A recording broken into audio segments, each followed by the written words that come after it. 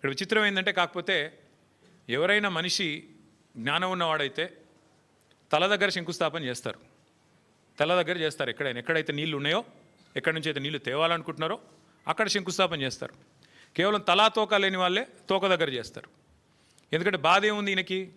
మల్లన్న సాగర్ దగ్గర పోయి శంకుస్థాపన చేస్తే ఏం చెప్పాలా?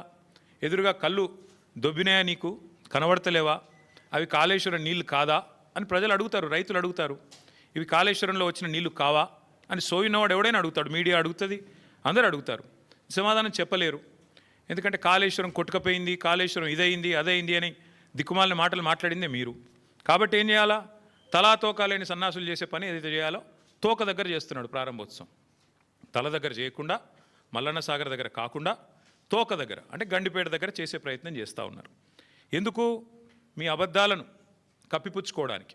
మీరు ఇన్ని రోజులు వాగిన వాగుడంతా చెత్తవాగుడు అని ప్రజలకు తెలుస్తుంది. కాబట్టి ఇవాళ మీరు ఎన్ని దిక్కుమాలిన మాటలు మాట్లాడినా చివరికి మళ్ళీ కాళేశ్వరమే మీకు దిక్కయింది. కాబట్టి ఇవాళ మొహం చెల్లక, మల్లన్న సాగర్ దగ్గర శంకుస్థాపన చేయడానికి మొహం చెల్లక ఈ ముఖ్యమంత్రి గారు, ఈ ప్రభుత్వం 1,00,000 కోట్ల అవినీతి, కూలిపోయింది, కాళేశ్వరం కూలేశ్వరం అయిపోయింది అని మాట్లాడిన మాటలు ఏవైతున్నాయో వాటి నుంచి తప్పించుకోవడానికే ఈరోజు గండిపేట దగ్గర ఒక డ్రామా చేస్తూ ఉన్నారు.